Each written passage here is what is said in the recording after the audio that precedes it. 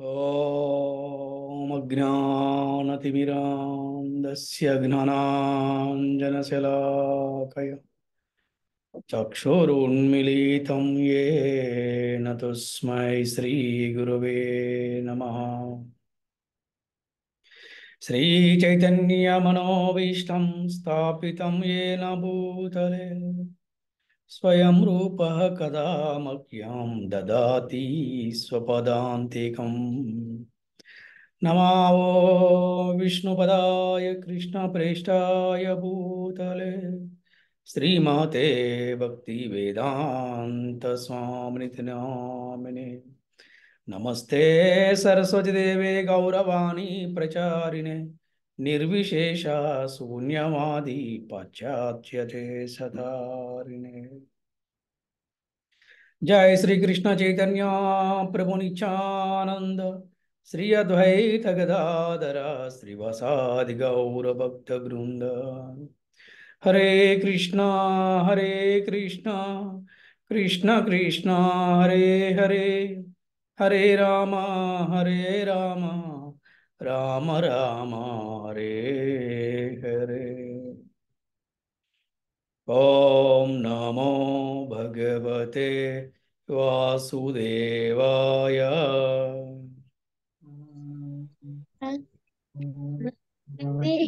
वासुदेवाय। ओम नमो भगवते वासुदेवाय। ओम नमो भगवते वासुदेवाय। ओम नमो भगवते वासुदेवाय। ओम नमो भगवते भगवते वासुदेवाय। वासुदेवाय। హరే కృష్ణ. ఈరోజు మనము మన ఈ గౌడీ వైష్ణవ సాంప్రదాయంలోని సుప్రసిద్ధ ఆచార్యులైనటువంటి శ్రీ అద్వైతాచార్యుని వారి యొక్క ఆవిర్భావ దినోత్సవం గురించి మనం తెలుసుకుందాము. వారు రేపు అనగా ఈ రథసప్తమి రోజున శ్రీ అద్వైతాచార్యులు ఆవిర్భవించడం జరిగింది. ఈ యొక్క గొప్ప ఆచార్యులైనటువంటి శ్రీ అద్వైతాచార్యుల వారి గురించి మనము తెలుసుకునే ప్రయత్నం చేద్దాం చక్కగా. ఓకే, హరే కృష్ణ.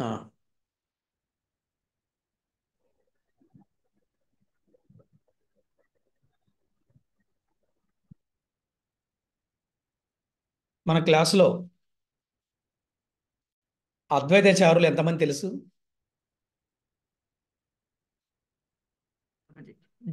ధన్వత్పనం గురుజీ. శ్రీల అద్వైతాచార్యులు తెలుసు గురుజీ నాకు. ఆ, ఇంకా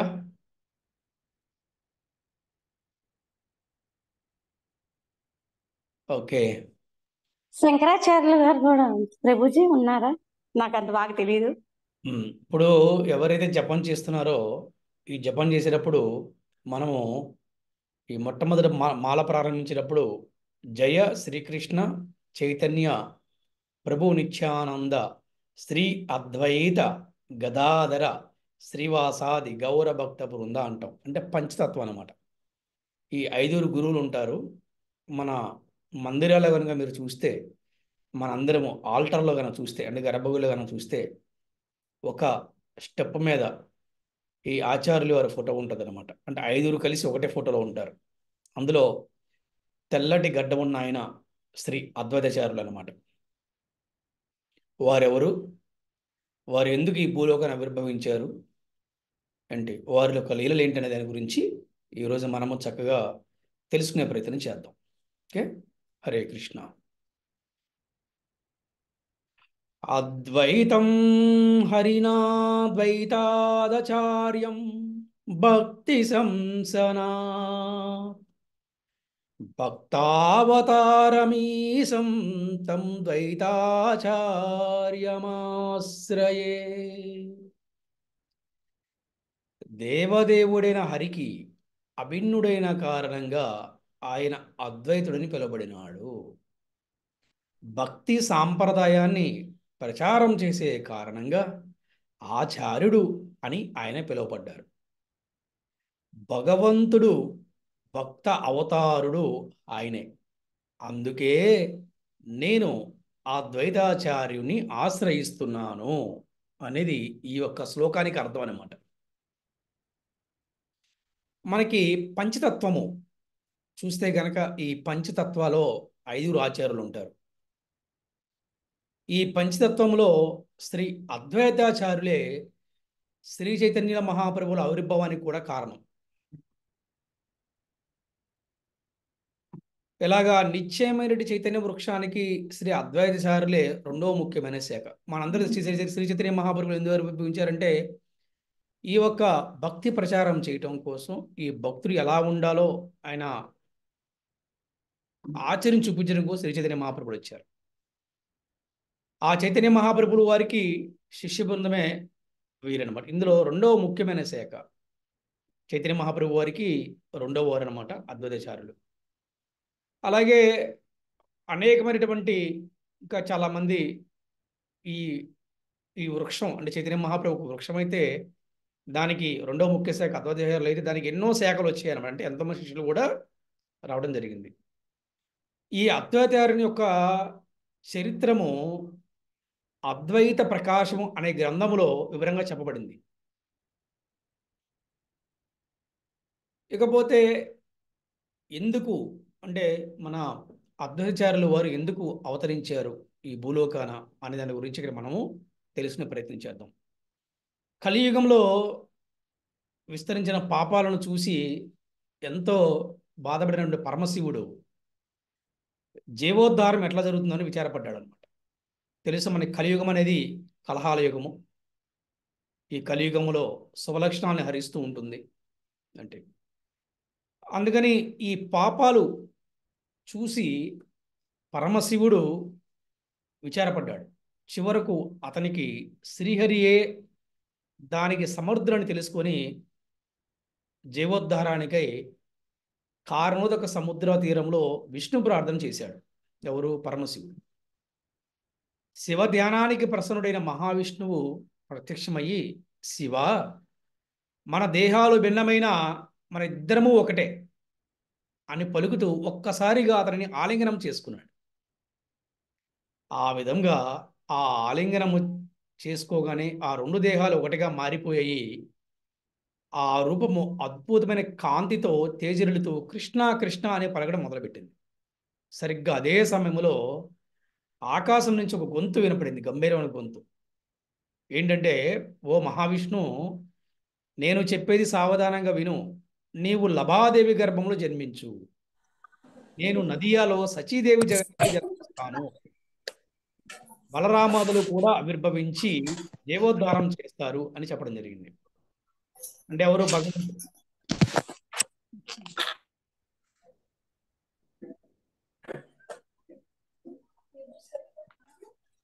మాట్లాడండి.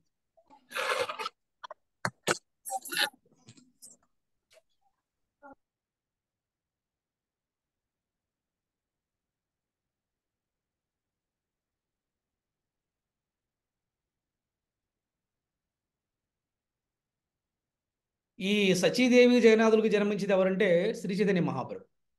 అంటే భగవంతుడు చెప్తున్నాడు అనమాట. ఏం చెప్తున్నాడంటే, ఈ ఎవరైతే ఈ యొక్క కాంతితో తేజరిల్లుతూ ఒక రూపం వచ్చిందో ఏంటి, ఆ రూపానికి ఒక మెసేజ్ వచ్చింది అనమాట, ఆకాశవాణిలాగా.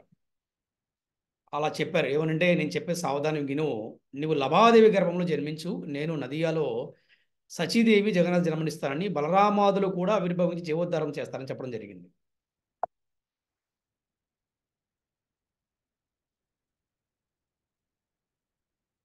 తర్వాత శాంతిపురము అనే ఊరిలో లభాదేవి గర్భంలో మహావిష్ణువు ప్రవేశించాడు. ఆమె భర్త కూడా కుబేర పండితుడు. అతను కూడా ఎంతో సంతోషించాడు. 10 నెలల గర్భం మోసిన తర్వాత లభాదేవి మాఘశుద్ధ సప్తమి రోజున అద్వైతాచార్యునికి జన్మనిచ్చింది. అంటే ఈ అద్వైతాచార్యులు ఎవరో కాదు, సాక్షాత్తు సదాశివుడు మహావిష్ణువు యొక్క అంశ అన్నమాట. ఆయన ఎప్పుడు జన్మించారంటే మాఘమాసము సప్తమి రోజున, అంటే రేపేనమాట. మాఘమాసము సప్తమి రోజున, ఈ రోజుకి అసలు రథసప్తమి అని కూడా ఒక పేరు అనమాట. అందుకే వైష్ణవుడు దీన్ని అద్వైత సప్తమి అని కూడా పిలుస్తారనమాట దీన్ని. అది అద్వైతాచార్యుని ఆవిర్భావంతో అందరి మనస్సులు పులకించాయి. ఆత్మ ఆనందంతో బంధువులు మైమరిచిపోయారు. అద్వైతుడు చిన్నప్పటి నుండే కృష్ణ ప్రసాదం తప్ప దేన్ని తినేవాడు కాదు. అక్షరాభ్యాసం చేసిన 4 రోజులకే ఆయన అక్షరమాలంతా నేర్చేసుకున్నాడు.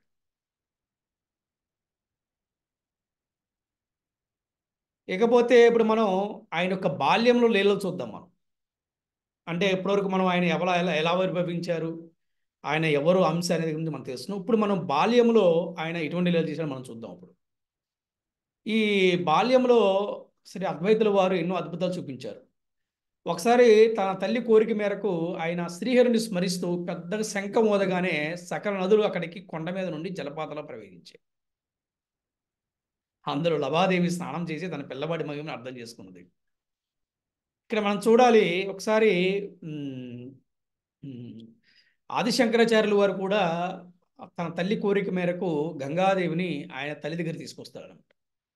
ఆవిడ చివరిలో కోరిక గంగాదేవి దగ్గర గంగా నదిలో స్నానం చేయాలి, కృష్ణుని యొక్క లీలలు వింటూ ఆవిడ చెరువు నుంచి పెట్టాలని చెప్పేసి ఆవిడ కోరుకుంది.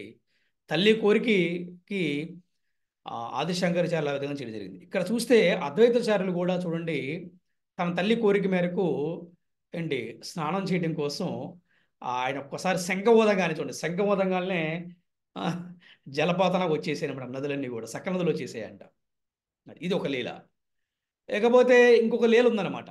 అతను ఈ విద్యాభ్యాసం చేసేటప్పుడు ఒక లీల జరిగింది. అది చూడండి ఇక్కడ. ఆ లీల ఏంటంటే, ఈ అద్వైతుడు చిన్నప్పుడు రాజకుమారితో పాటు కలిసి విద్యాభ్యాసం చేసేవారు. అంటే ఒకసారి వారిద్దరు కలిసి ఒక కాళికాదేవి మందిరానికి వెళ్ళడం జరిగింది. అక్కడ రాజపుత్రుడు సాష్టాంగ దండ ప్రణామం చేశాడు. కానీ అద్వైతుడు కాళికాదేవి విగ్రహాన్ని చూస్తూనే ఆనందించారనమాట. అది అంటే అద్వైతాచార్యులు వారు ఇక్కడ కాళికాదేవికి నమస్కారం చేయలేదు, కానీ రాజకుమారుడు మాత్రం, రాజపుత్రుడు మాత్రము సాష్టాంగ దండ ప్రణామం చేశాడు. ఎప్పుడైతే ఆ విధంగా కాళికాదేవికి వందనం చేయకపోవడం చూసి ఈ రాజకుమారుడు కోపం వచ్చి తిట్టడం మొదలుపెట్టాడు. ఎవరిని? అద్వైతుడిని. అప్పుడు అద్వైతుడు కోపంగా ఒక్కసారి ఏంటి రాకుమారిని చూడగానే రాకుమారుడు కుప్పకూలు పడిపోయాడు కిందకి. చలనం లేకుండా పడిపోయాడు. అందరూ భయపడ్డారు. చివరకు రాజు కూడా పరిగెత్తుకుంటూ వచ్చాడు. అప్పుడు రాజు వినతి చేయగా అద్వైతుడు రాజకుమారుని విష్ణు పాదోదకాన్ని తాగించారు. దానితో అతనికి స్పృహ రావడం జరిగింది. తన కుమారుడు బ్రతికి రావడము రాజుకు పరమ ఆనందాన్ని కలిగించింది. అప్పుడు అతడు బ్రాహ్మణులకు భూరిదానాలు చేశారు. భూరిదానం అంటే ఏంటంటే ఎక్కువ అనమాట. భూరిదానం అంటే చాలా ఎక్కువ అనమాట. బాగా రాజు సంతోషపడితే ఏం చెప్తారంటే, మీ అందరికీ భూరిదానాలు చేస్తా అంటాడు. భూరిదానం అంటే ఎక్కువ మోతాదులో దానాలు చేస్తారనమాట. ఏది అడిగితే అది ఇచ్చేస్తారనమాట. ఇలా కొంతకాలానికి ఈ కుబేర పండితుడు అద్వైతునికి, అంటే కుబేర పండితుడు అంటే అద్వైతాచార్య వారి నాన్నగారు అద్వైతునికి ఉపనయన సంస్కారం చేయించడం జరిగింది. ఇది జరిగిన కొంతకాలానికి కాళికా పూజ సమయంలో ఒక అద్భుతమైన సంఘటన జరిగింది. అక్కడ ఒక లీలనమాట.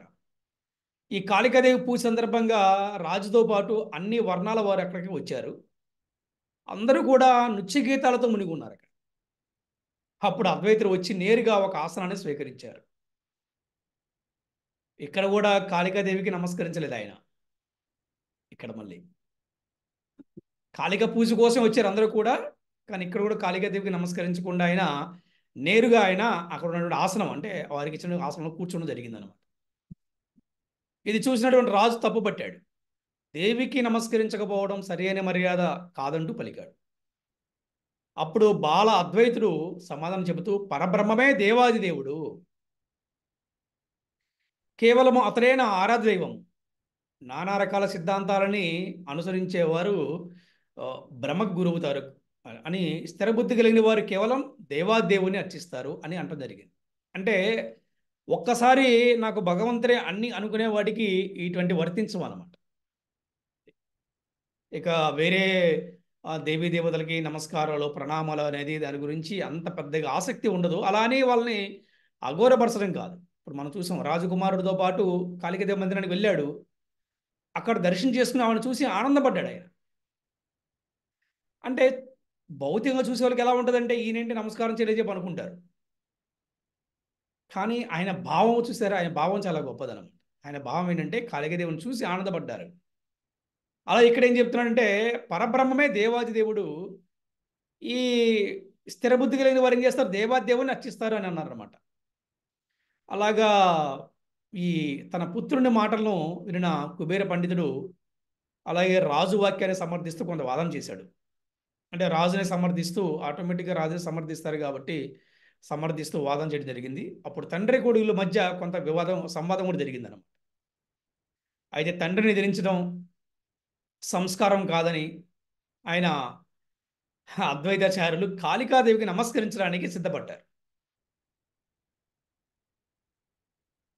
ఎప్పుడైతే ఈ అద్వైతుడు బాలాద్వైతుడు కాళికాదేవికి నమస్కరించగానే కాళికాదేవి ఒక విగ్రహం ముక్కలైపోయింది.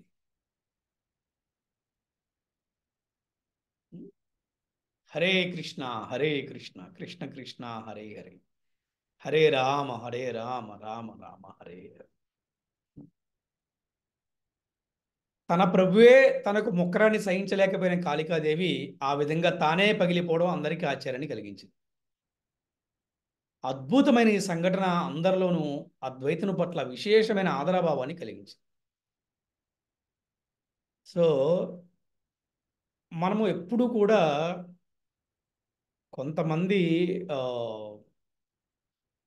ఎవరు ఆచార్యుల్ని కానీ గురువుల్ని కానీ కొంతమంది మహాత్ములు కానీ సామాన్య మానవులు మనం భావించకూడదు.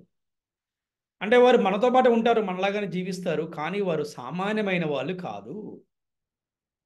తప్పకుండా వారు భగవంతుడు ఒక కార్యాన్ని చేయడానికి, బద్ధజీవులను ఉద్ధరించడానికి, ఎంతోమంది పాపకర్మలలో ఉన్న వారిని బయట తీసుకురావడం కోసం ఈ ఆచార్యులు ఆవిర్భవిస్తూ ఉంటారు. వారిని సామాన్యమైన వ్యక్తిగా మనం భావించకూడదు. ఇక్కడ చూడండి, కాళికాదేవి నమస్కరించి కాళికాదేవి విగ్రహం మొక్కలైపోయిందంట. అసలు ఎంత అటువంటి లీలలు చూడండి. ఎందుకంటే ఆయన ఎవరో కదా, సాక్షాత్తు శివుడు ప్లస్ విష్ణుమూర్తి యొక్క అంశతో ఆయన జన్మించిన వాడు అన్నమాట. అది ఇలా ఉంటుందన్నమాట. అది అంటే ఇటువంటి లీలలు తెలుసుకుంటాం కూడా మనందరికి గొప్ప అదృష్టం అనమాట. సరే, ఇకపోతే 12 ఏళ్ల వయసులోనే అద్వైతుడు శాంతిపురానికి చేరుకొని తత్వసిద్ధాంత అధ్యయనం చేయడం మొదలుపెట్టారు. తమ పుత్రుడు కనిపించక లబాదేవి కుబేర పండితుడు ఎంతో దుఃఖించారు. అంటే ఆయన ఆ ఊరు నుంచి వేరే ఊరు వెళ్ళటం, అక్కడ ఇవన్నీ కూడా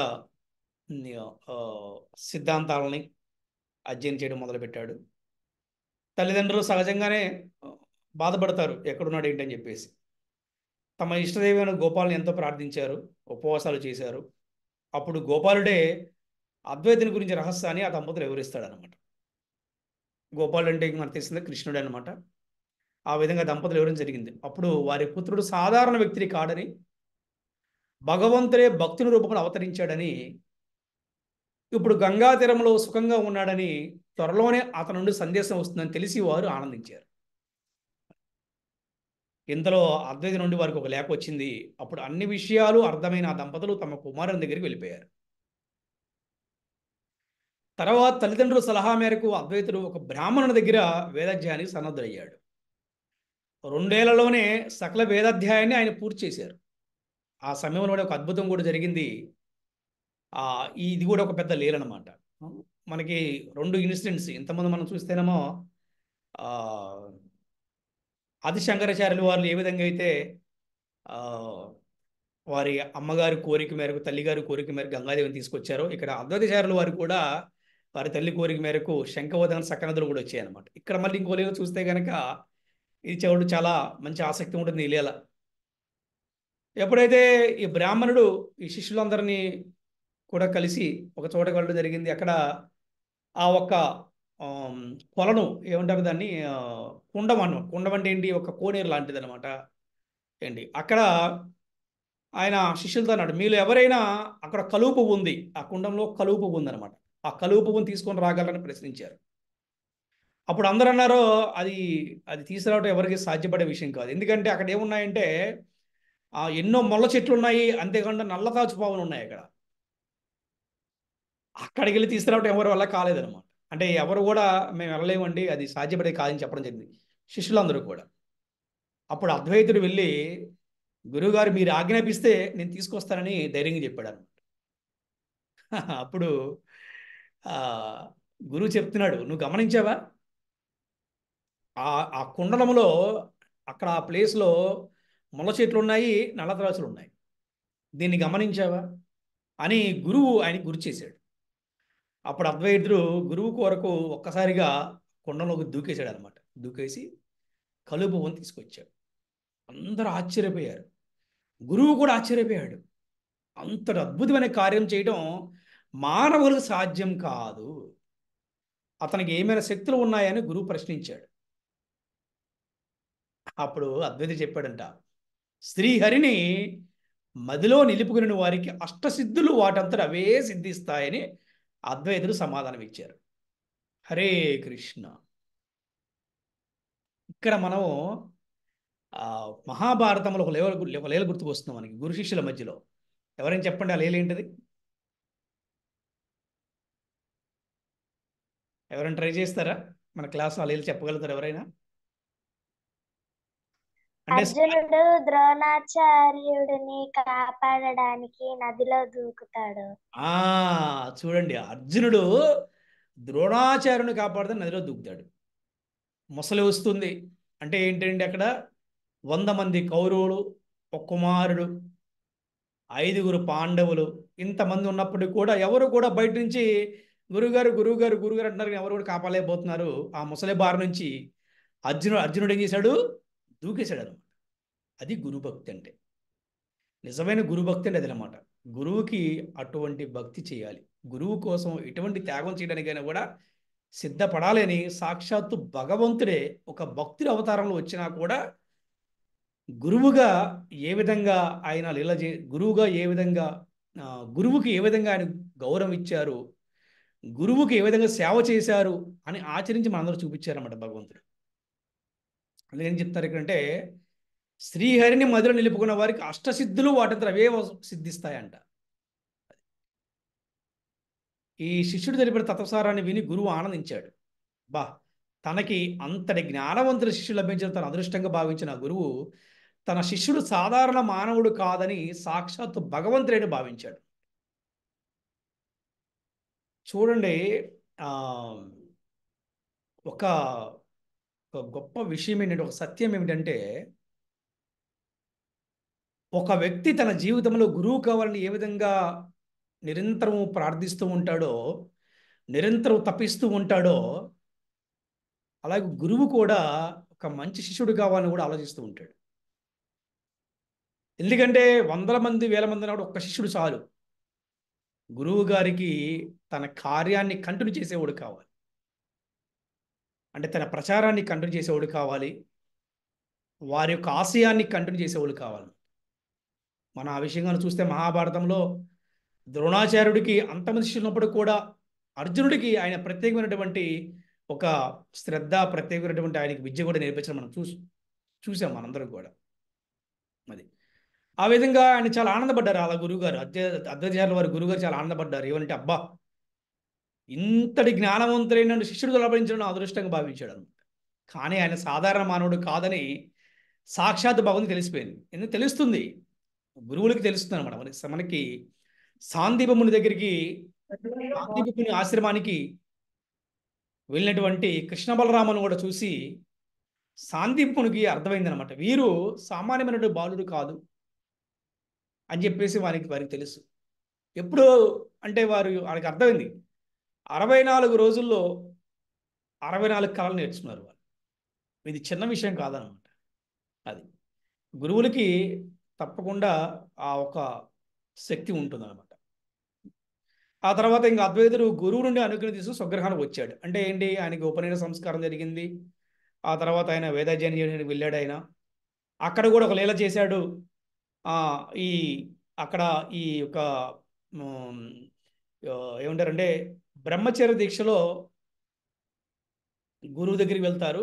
అక్కడ వేదాధ్యయనం అయిపోయింది. ఇప్పుడు మళ్ళీ స్వగృహానికి ఆయన వచ్చేయడం జరిగింది అనమాట. అంటే ఈ విద్యాభ్యాసం పూర్తయింది. ఇక విద్యాభ్యాసం పూర్తయిన తర్వాత ఆయన తల్లిదండ్రుల సేవలో ఇంటికి వచ్చారు. తల్లిదండ్రుల సేవలో ఆయన నిమగ్నులైపోయారు. 1 సంవత్సరం పాటు తల్లిదండ్రులు సేవ చేస్తూ కాలం గడిపేశారు ఆయన. ఆ తర్వాత అద్వైత తల్లిదండ్రులు ఇద్దరు కూడా పుష్పక విమానాన్ని ఎక్కి ఆధ్యాత్మిక లోకానికి వెళ్ళిపోయారు. చూడండి, వాళ్ళు శరీరం కూడా విడిచిపెడతాం కూడా కాదు, చక్కగా గోలోకం నుంచి వాళ్ళ కోసం ఒక పుష్పక విమానం వచ్చింది. తల్లిదండ్రులు ఇద్దరు కూడా చక్కగా గోలోకానికి వెళ్ళిపోయారు. ఎందుకంటే ఆయన ఎవరికి జన్మనిచ్చారు? వాళ్ళు సాక్షాత్ భగవంతుడి యొక్క భగవంతుడైనటువంటి మహావిష్ణువు సదాశివులకి వాళ్ళు జన్మనిచ్చారనమాట. అది చిన్న విషయం కాదు. అలాగా వెళ్ళిపోవడం జరిగింది. అప్పుడు అర్ధచారులు హరినామాన్ని బిగ్గరగా ఉచ్చరిస్తుండగా లబాదేవి కుబేర పండితులు విమానాన్ని ఎక్కి వారు ధామ ప్రస్థానం చేశారు, గోలోక ధామానికి వెళ్ళిపోయారు. ఆ తర్వాత తండ్రి ఆజ్ఞ మేరకు అర్ధచారులు విష్ణుగైకి వెళ్ళారు. అక్కడ పిండ ప్రదానం చేయడానికి నిశ్చయించుకున్నారు. పితృతర్పణాలకి ఆయన అక్కడే కొంతకాలం ఉండటం, తర్వాత పూరి క్షేత్రానికి బయలుదేరారు. అలాగే ఈ పూరి క్షేత్రంలో ఆయన పూరి క్షేత్రానికి బయలుదేరి దారిలో రేమున అనే గ్రామంలో గోపీనాథుని దర్శనం చేస్తున్నారు. ఆయన ఎప్పుడైతే అక్కడ గోపీనాథుని దర్శనం చేస్తున్నారో ఆ సమయంలో అద్వైతునికి మనసంతా కూడా పులకించిపోయింది అనమాట. మనసు, ఆత్మ అన్నీ కూడా పులకించిపోయి ఆయనలో వికారాలు వచ్చేస్తున్నాయి అనమాట. ఆ వికారాలు వచ్చేస్తున్నాయి. సంకీర్తనం చేస్తూ, నృత్యం చేస్తూ, కాసేపు సృహదపోతూ, మరి కాసేపు నవ్వుతూ, ఇంకొంత తర్వాత రోధిస్తూ ఆయన భావోద్రం లోనైపోతున్నారు అనమాట. ఆ గోపీనాథన్ దర్శనం తర్వాత అద్వైతాచారులు పూరి క్షేత్రానికి చేరుకొని జగన్నాథ బలదేవ సుభద్రాలను దర్శించుకున్నారు. పూరి క్షేత్రానికి వచ్చి అది చూడగానే అద్వైతుడు హే ప్రాణనాథ అంటూ అరిచి సొమ్మసిల్లి పడిపోయారు. తర్వాత స్పృహ వచ్చి ఆయన నృత్యం చేస్తూ నా కృష్ణుడు లభించాడు, నా కృష్ణుడు లభించాడు అంటూ ఆయన అరవడం మొదలుపెట్టాడు.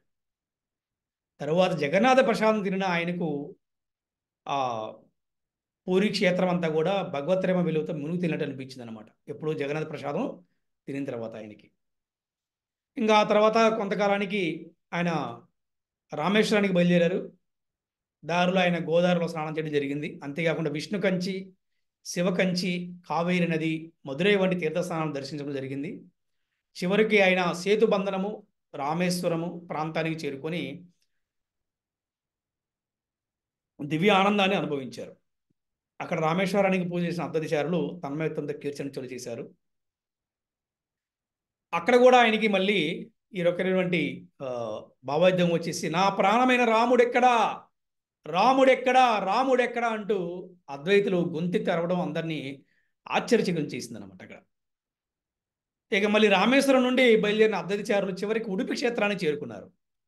ఉడిపి క్షేత్రం, ఈ ఉడిపి క్షేత్రంలో మధ్వాచార్యులు వారి యొక్క శిష్యులు అక్కడ కృష్ణుడి సేవలో ఉండటం ఆయనకి కనిపించింది. వాళ్ళతో పాటు ఆయన అక్కడ శిష్యులతో కలిసి భక్తి చేయడం అక్కడ జరిగిందనమాట. ఓకే, హరే కృష్ణ హరే కృష్ణ కృష్ణ కృష్ణ హరే హరే, హరే రామ హరే రామ రామ రామ హరే హరే. సో ఈ రోజున మనము ఈ అద్వైతాచార్యులు వారి యొక్క ఆవిర్భావ దినోత్సవం గురించి పార్ట్ 1 చెప్పుకున్నాము. మళ్ళీ పార్ట్ 2 మనకు సమయం ఉంటే రేపు చెప్పుకుందాం, లేకపోతే ఎల్లుండి చెప్పుకుందాము. మళ్ళీ మనం ఏదైనా సమయం చూసుకొని ఈ రోజున పార్ట్ 1 మనం చెప్పుకున్నాము అద్వైతాచార్యుల వారి గురించి. ఈ రోజున శ్రీల అద్వైతాచార్యుల వారికి జై, అనంతకోటి వైష్ణవ భక్త బృందకి జై, పంచతత్వాకి జై, జై. హరే కృష్ణ కృష్ణ. హరే కృష్ణ. రేపు అద్వైతాచార్యుల వారి యొక్క ఆవిర్భావ దినోత్సవ సందర్భంగా ఈరోజు మనందరం కూడా అద్వైతాచార్యుల వారి యొక్క లీలల్ని మనము శ్రవణం చేశాము. ఈ రోజున అద్వైతాచార్యుల వారి కృపా కటాక్షం మనందరి పట్ల ఉండాలని, మనందరం కూడా భక్తిలో ఉన్నతమైన స్థాయికి వెళ్తానికి అద్వైతాచార్యుల వారి యొక్క పూర్తి ఆశీస్సులు మనందరికీ ఉండాలని మనం కృష్ణుని ప్రార్థిద్దాము.